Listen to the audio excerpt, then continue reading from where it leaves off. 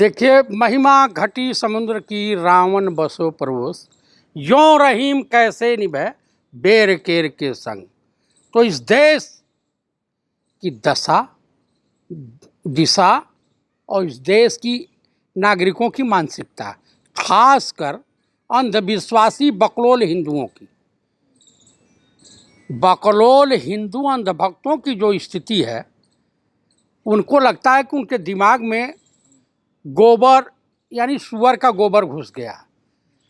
इसलिए मैं कहना चाहता हूं कि दिल्ली पुलिस आज जो कार्रवाई माननीय श्री सीताराम येचुरी, श्री जोगेंद्र यादव और तमाम समाजसेवी व्यक्तियों के ऊपर कर रही है, भाई क्यों अनुराग ठाकुर के ऊपर नहीं कार्रवाई हुई? तो सरेआम नारा दिया था कि गोली मारो सालों को, वो तो मन से कहा था।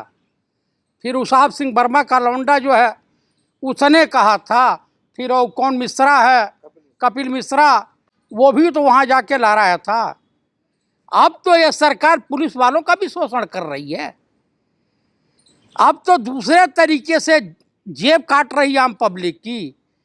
आप बताइए, देश की जनता चाहती है कि हम कानून का पालन करें, लेकिन सरकार, मान लीजिए कि आपका कृषि भवन या विज्ञान भवन या उद्योग भवन या रेल भवन, एनडीएमसी बता दे कि पार्किंग कहीं व्यवस्था है, लोग गाड़ी खड़ा किए कि नहीं, तुरंत दिल्ली की ट्रैफिक पुलिस कैमरे से, मतलब मोबाइल के कैमरे से खींच करके तुरंत चालान काट करके भेज दे रही है। 3-3 हज़ार का चालान।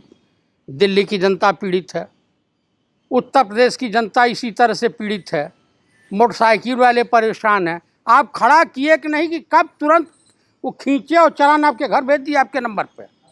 अब 3 हज़ार जमा कीजिए और चक्कर काटिए। तो ये सरकार ट्रैफिक पुलिस वालों को सिर्फ इसी काम के लिए लगा रखी है। दिल्ली पुलिस ने में जो दिल्ली में दंगे हुए थे, वो तो आरएसएस की सोची समझी साजिश का हिस्सा था। दिल्ली चुनाव को प्रभावित करने के लिए, देश को प्रभावित करने के लिए और अपने कुकर्मों को छुपाने के लिए।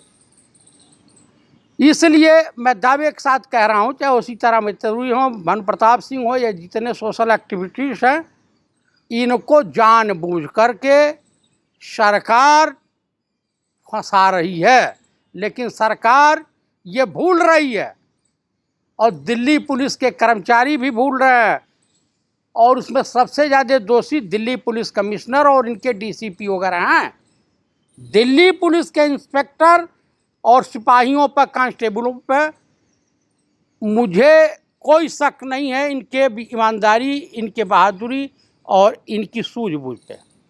लेकिन जो आईपीएस महकमा है, ब्यूरोक्रेट हैं, ये मलाईदार पोस्टिंग पाने के लिए, मलाईदार पद पे बने रहने के लिए सरकार की जूती चाटने पे मजबूर हैं और इस तरह के घिनौने काम कर रहे हैं। जबकि दिल्ली पुलिस को ये पता है कि इसमें ओरिजिनल कौन कौन लोग मुजरिम हैं। दंगा फसाद कराने का श्रेय किनको जाता है, लेकिन उनके खिलाफ ही आवाज़ बुलंद नहीं कर सकते हैं। भड़काऊ भाषण की जो है बात कही जा रही है, हेट स्पीचेस की, तो इसमें कपिल मिश्रा के ऐसे बयान रहे हैं जिसमें उसके बाद ही जो ये सारा मामला हुआ है। कपिल मिश्रा के बयान, दिल्ली पुलिस से दिल्ली हाई कोर्ट ने पूछा कि आप बताइए कि उसका क्या कैसा, कहाँ बैठिए हम दिखाते हैं आपको। वहाँ वीडियो चलवाया कपिल मिश्रा वगैरह, लेकिन जज का रातों ट्रांसफ़र कर दिया गया। तो ये सरकार बेशर्मी और बेहयाई पे उतारू हो गई है। अब इस देश का भगवान मालिक है, ईश्वर ही मालिक है। लेकिन एक समुदाय के पीछे क्यों पड़ी हुई है? अरे भाई साहब, मुस्लिम समुदाय ही नहीं, आज ब्राह्मणों के लिए उत्तर प्रदेश पीओके साबित हो रहा है, जम्मू कश्मीर साबित हो रहा है। आए दिन हिंदुओं की बहु बेटियों के साथ बलात्कार हो रहे हैं। हिंदुओं की सरकार है ना, यादवों की हत्या हो रही है। वहां पुलिस अपहरणकर्ता से मिल करके पैसे की लेन देन करवा रही है। कानपुर में हुआ था किसी यादव का। आए दिन ब्राह्मणों की हत्याएं हो रही है, जोरों शोरों से हो रही हैं। तो कहाँ हम कैसे कहते हैं कि ये मुसलमानों के? ये बताइए, इनके तमाम नेतागण हैं जिनकी बेटियां मुस्लिम जिनकी बेटियां मुस्लिम युवक से शादी की हैं, ये दिखाने के लिए मुसलमानों से नफरत करते हैं और अंदर खाते से दामाद इनको मुस्लिम चाहिए। तो लेकिन ये लव जिहाद के नाम पर जो है तमाम नफरतें फैलाने का काम करते हैं, ये क्या है? अरे भाई साहब, कुछ अंधविश्वासी बकलोल हिंदू अंधभक्तों को चूतिया बनाने के लिए, देशवासियों का ध्यान मोड़ने के लिए जीएसटी से और गिरती अर्थव्यवस्था से, कंगाल हो चुके बैंकों से, गलवान घाटी से, तमाम तरह के मुद्दों से ध्यान भटकाने के लिए इस तरह की घिनौनी खेल खेलते हैं सब। भाई मछली फंसाने के लिए तो उसमें केचुआ उचुआ गू करके फेंका जाता है कि नहीं? तो ये जो नफरत की आग लगाई हुई थी एक समुदाय से बढ़ती हुई, अब तो ये सबको एक ही तरीके से देख रहे हैं। बस यही इनके पतन का कारण है। क्या करना चाहिए जनता को? जनता, ये आरएसएस वाले और संघी मानसिकता के नेता जहाँ मिले, जिस तरह से बिहार में स्वागत कर रहे हैं, उसी तरीके से हर जगह स्वागत करने की आवश्यकता है। ये जो भगवा वस्त्र पहन करके मिले, इनको स्वागत करो। ये नंगे होकर रोड पे घूमें, तब इस देश का कल्याण होगा। नहीं तो ये अपने बेहयाई और बेशर्मी से बाज नहीं आने वाले। क्या लग रहा है बिहार में जो चुनाव होने जा रहे हैं, सरकार किसकी बनेगी? क्या यूपीए गठबंधन की सरकार बनने जा रही है भाई साहब, किसी को कोई शक नहीं होना चाहिए। कांग्रेस अपने दम पर अकेले 100 से ऊपर सीट जीतने जा रही है और लगभग 110 सीटें वो जीतने जा रही है। आरजेडी 200 से ऊपर हमारा आंकड़ा रहेगा और ये कहीं दूर दूर तक ये जो एनडीए गठबंधन दिखाई नहीं देगा। वहाँ राहुल गांधी का जादू चल रहा है बिहार में, अब पूरे देश की जनता मानने को तैयार हो गई है। लेकिन बात तो मोदी जी की जा रही है, वो गरीबों की बात कर रहे हैं। अरे कहाँ, कौन से गरीबों की तैसी हैं? अब तो हर जगह 50 साल की उम्र में पुलिस वाले भी रिटायर कर दिए जाएंगे, 50 साल के ऊपर में थानेदार भी रिटायर कर दिए जाएंगे। उसके बाद अब संविदा पे आएंगे। देश की जनता समझ नहीं रही है। 30 साल, 20 साल, 25 साल की अवस्था में उनको नौकरी मिलेगी और उसके बाद जो है 20 साल करने का वो 5 साल वो भी आप संविदा पर रहें और उसके बाद आपको निकाल दिया जाएगा। सरकारी नौकरियां जो हैं वो रोक दी गई हैं, अब आगे कोई भी जो है सरकारी। अरे इस देश के सरकार के पास पैसा देने के लिए, तनख्वाह देने के लिए पैसा नहीं है। कहाँ गया पैसा? पैसा सब आरएसएस वालों के पास गया, तमाम उद्योगपतियों के पास गया ईस्ट इंडिया कंपनी बनाने के लिए। तमाम जो कंपनियां थी देश की वो बेच दी गई हैं, प्राइवेटाइजेशन हो रहा है सारी चीज़ों का। आखिर वो पैसा जा कहाँ रहा है? देखिए, कुछ हिस्सा तो आरएसएस के पास जा रहा, जो रजिस्टर्ड संस्था नहीं है, और उसके बाद जो है तमाम उद्योगपतियों को वहाँ रखा जा रहा। स्विस बैंक में भी काफ़ी संख्या में अभी कई रिपोर्ट पढ़ने को मिल रही थी कि स्विस बैंक में इन लोगों के तमाम पैसे हैं, पड़े हुए हैं भाजपाई नेताओं के। काले धन की बात कही गई थी, तो क्या ये काला धन लाने की बजाय वापस भेजा जा रहा है क्या? धर्म की अफीम सुहा करके और देशवासियों को करके काला धन आएगा, 15 लाख जाएगा, तो इस देश की जनता जूताखोर है। अनेरों कई सौ साल देश गुलाम रहा है। ये देश कायरों का है, ये देश अनपढ़ों का है, ये देश जाहिलों का है। कैसे कह सकते हैं आप भी तो इस देश के नागरिक। अरे हम नागरिक हैं, हम तो विरोध कर रहे हैं। और देखिए जनता अब धीरे धीरे 17 सितंबर को ये लोग वो क्या बोलते हैं, काला दिवस मनाने के लिए तैयार हुए हैं। यहाँ के बेरोजगार नौजवान अब जागे हैं। अगर 6 साल पहले जाग गए होते तो आज ये दिन नहीं देखना पड़ता। लेकिन जिस तरीके से बेरोजगारी अपनी चरम सीमा पर है, ये महामारी कोरोना वायरस जो चल ही रहा है, लेकिन ऐसे में जब कंपनियां बेच दी गई हैं तो रोजगार सरकार देगी कहाँ से? कुछ नई कंपनियां हो नहीं रही हैं, बन नहीं रही हैं। भाई इनके पास रोजगार देने के लिए कोई साधन मौजूद नहीं है।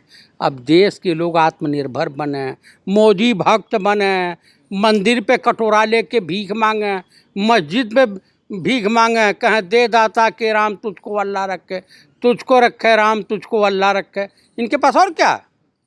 तो जिस तरीके से धर्म के आधार पर राजनीति करेगी और सरकार बनाई गई, तो जिन लोगों ने चुन करके जो है प्रधानमंत्री बनाया, मोदी जी को सरकार में लाए, तो अब उनकी क्या आंखें खुल रही हैं, या अब उनको किस तरीके से इनको सबक सिखाना चाहिए? इनका उनसे क्या कहेंगे? मैं देशवासियों से ही कहना चाहता हूँ और इनके सपोर्टरों से कहना चाहता हूँ कि अब आया ऊँट पहाड़ के नीचे। अरे जो व्यक्ति अपने गुरु आडवाणी जी का नहीं हुआ, जो व्यक्ति इनका क्या बोलते मुरली मनोहर जोशी का नहीं हुआ, जो व्यक्ति तमाम देशवासियों का नहीं हुआ, जो व्यक्ति राम को धोखा दिया, जो व्यक्ति अपने माँ बाप को धोखा दिया, अपने भाई बहनों को धोखा दिया, जो व्यक्ति अपनी पत्नी का नहीं हुआ, तो देशवासियों का हो सकता है वो अपने गिने चुने 10-15 जो है उद्योगपतियों का है, बस और क्या। अच्छा, आपको डर नहीं लगता जिस तरीके से सरकार के खिलाफ जो बोल रहा है उस पर मुकदमे दर्ज करे जा रहे हैं, कल को आपके ऊपर भी कुछ इस तरीके भाई हो जाएगा। भाई ये नारायण तो है नहीं, ब्रह्मा है नहीं, यमराज है नहीं, न हमारी 1 सेकंड उम्र कम कर सकते हैं, न 1 सेकंड बढ़ा सकते हैं, न ये हमको कंगाल बना सकते हैं और न ये हमको उद्योगपति बना सकते हैं। जब नारायण सब देने वाला है तो हम इनसे क्या डरें। ये भी तो मिट्टी के पुतले, हम भी मिट्टी के पुतले हैं। मैं सच्चाई के साथ हमेशा रहूँगा, हूँ, था और रहूँगा। तो जिस तरीके की ये कार्रवाइयाँ चल रही हैं, तो क्या ये डराने के लिए किया जा रहा है ताकि कोई देशवासियों को, देश के विद्वानों को भयभीत करने के लिए। अब इस देश में सिर्फ एक नेता है जो लालकार करके इनके सामने सीना टाइट करके खड़ा है, वो है सिर्फ माननीय राहुल गांधी। और उसके बाद हम लोग का नंबर आता है।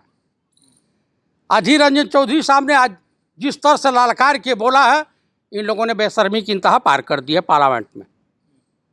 क्या किया? अरे उन्होंने बोला और उनके माइक को म्यूट कर दिया गया, चिल्लाते रहे। तो संसद में इस तरीके की अब भाई डिक्टेटरशिप है, डिक्टेटरशिप, अघोषित इमरजेंसी है। हाँ, कैसे है, कैसे लग रहा है? नहीं, आपको नहीं लग रहा है? आप बताइए, कोर्ट ने कहा सुदर्शन चक्र चैनल वाले को बंद करने के लिए, और उसके बाद जो है क्या हुआ, सुदर्शन चक्र जो है, सुदर्शन न्यूज वो कौन सा चौहान का है, सरकार ने कह दिया भाई आपको उसको जो है दंगे फसाद फैलाने के लिए उसको पूरी छूट दे दिया। वो अपने चैनल पर पिस्टल लहराएगा, ग्रेनेड लहराएगा, कट्टे लहराएगा और जनता के बीच सब अगर मिल गया तो जनता उसको भी लहरा देगी।